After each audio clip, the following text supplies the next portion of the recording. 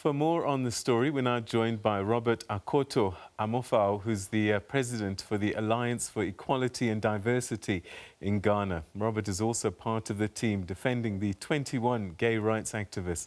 Let's join him now from Pretoria, South Africa. Thanks so much indeed for joining us. Welcome to the program. Thank you for having me. All right, let's talk a little bit about the plight of these 21 people in Ghana. I suppose it is a symptom of a general challenge for LGBTQI plus people in the country.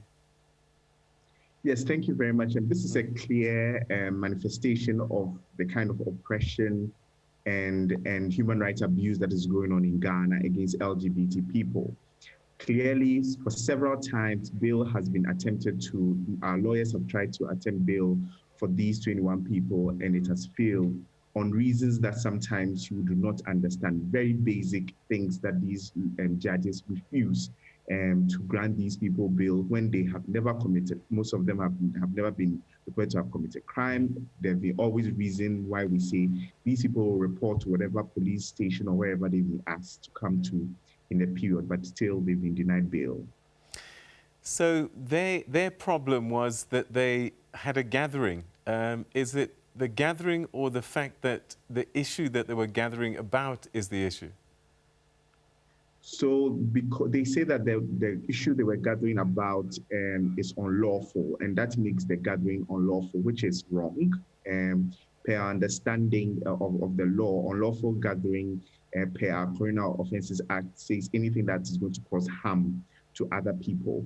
What the police is insinuating is that the community members where this meeting was going to be held reported that these people were going to cause harm by spreading homosexuality to the community. And as we know, homosexuality is not something that you spread by having a meeting that is aimed at ensuring that people who are being abused, LGBT people, have their human rights protected. So clearly there is something wrong, more than what we are seeing and more than what the police is saying. Help me understand, because, you know, I know Ghanaians to be among the most intelligent people in the world, on the continent. They're risen to high heights in scholarship and achievement in many fields. How can it be said, something like you've just said now, that the fear is they'll spread homosexuality? Like many other African countries where religion and so-called culture beliefs and trumps over intelligence, as you said, and the idea of human feeling, and that is what happens where the religious communities can hold a whole derby to pray against homosexuality, and the whole archbishops and the high places, religious leaders. Robert, I'm going to have to interrupt you for a second, but we're going to come back to you in a short while.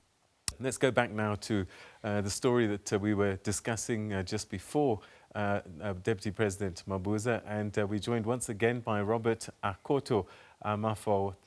Robert, thanks for staying with us. Just before the break, we were talking about this interesting disconnect between intelligence and some of the beliefs that get in the way of allowing LGBT people to express themselves and live their lives like other citizens. Yes, and I was saying that the idea that in Ghana and many other African countries where we make religion and the so-called African culture trump over human feeling and humanness, and also the idea of ensuring that people are able to enjoy their basic human rights without interference has been the problem. The fact that the country's president, President Akufo-Addo, would stand in a church and speak against the LGBT community, or ministers and members of parliament will decide that they want to put harsher laws against these people. We see a greater link of these politicians who have attempted to put a private member's bill in parliament to strengthen laws against LGBT people to this case. And we want to make it clear that we realize that there is a hand in this case, because clearly the offense that has been committed requires bail, or it's entitled, all these people are entitled to bail. but they are constantly denied for several attempts that we have made. So clearly, there is an attempt to clamp down on LGBT people and clamp down on LGBT operations, LGBT organizations and movement operations in Ghana. Is this the overwhelming feeling of the majority of Ghanaians to be so homophobic? Yes, from a lot of research that has been done, there shows that there is a sense of people not understanding what the community is and who they are, because obviously we don't have a voice within the space to speak, to be seen, to be visible. The idea that when an LGBT person is found, the police even doesn't protect the LGBT people. So, for instance, this meeting that was being held was just an attempt that this group of people were trying to put in place measures within communities to ensure that when LGBT people are abused, they can get help and support. This means that we have lost hope in the police, we have lost hope in the system that is supposed to protect us as LGBT people. So the idea that people will be caught and put in self and denied bail because of their sexual orientation, their perceived sexual orientation, or the perception that the meeting that they were having was because they're LGBT is a problem for us. And we think that it is just an attempt by certain key people in government and key people within the communities to clamp down on activities and make the LGBT people fear to even be visible or even do anything at all in the country. In South Africa, we've seen, sadly, many cases of violence towards LGBT people. And I just wonder, with such a strong homophobic attitude that's helped by the laws, are people vulnerable to violence and abuses? How widespread is it, if it's happening at all? It's widespread, it's very huge, and people do not report their cases. So it's very difficult to get statistics on it because, of course, like I mentioned before, I have worked in Ghana in the LGBT community for over 9 years. And any time that an LGBT person is abused or has an issue of being blackmailed or being harassed, the person is not able to report to the police because there are several times when we have reported cases to the police and the police turned around to arrest the victim, which would be an LGBT person or the perceived LGBT person, rather in cells with the person who committed a crime against them. So for me, I think that a big lesson for us in Africa and for other African countries and even for us in Ghana is that even when we have good laws, and having lived in South Africa and hearing all these things, even when we have good laws, we need to work on the mindset and the awareness of the people. The religious leaders have a role to play, and by not continuously damning the LGBT community in churches where most of our people are, and then also we continue to hear some of our leaders, especially in Ghana, our political leaders who have a large following, damning people and creating an environment where they encourage abuse and they encourage issues of people taking advantage and going scot-free because they believe that once a political leader makes a statement against the LGBT community, then it gives way for people to abuse them.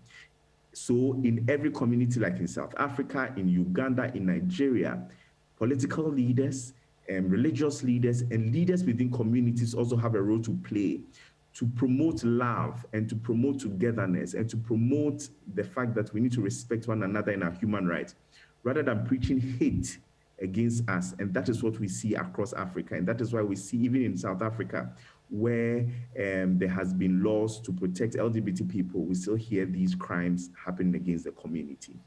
Is there a role for the international community, do you think? I have seen some countries that have come under pressure because they're dependent on aid, and they were told to reverse some policies, particularly targeted against LGBT people. Yes, I think the international community have a role to play. Over the past, I think during this week, the UN Special Rapporteur on violence against LGBT people has released a statement. I think it's important that diplomatic missions in Ghana must also take a stand and make it clear to our government that human rights is what we are promoting and human rights is what we are talking about. Nobody is forcing anybody to go against whatever culture that they are preaching. What we are saying is if anybody is doing anything and that doesn't harm anyone, there's no need to clamp them down. I think that people must speak.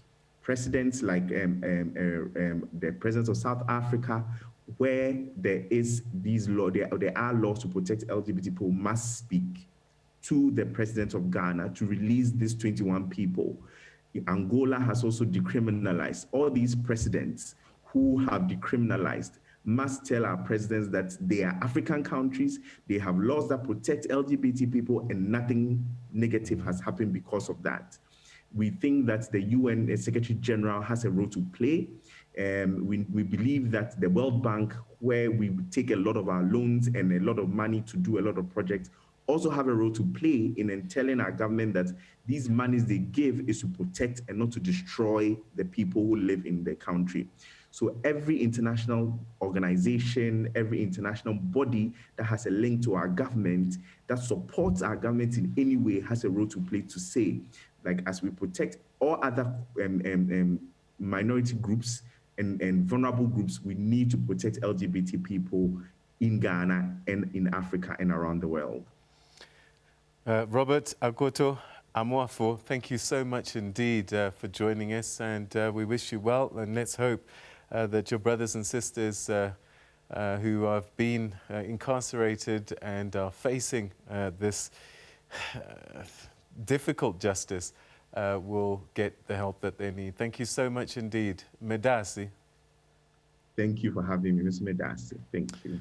All right, that's Robert Akoto Amoafo talking to us about the plight of LGBT people in Ghana.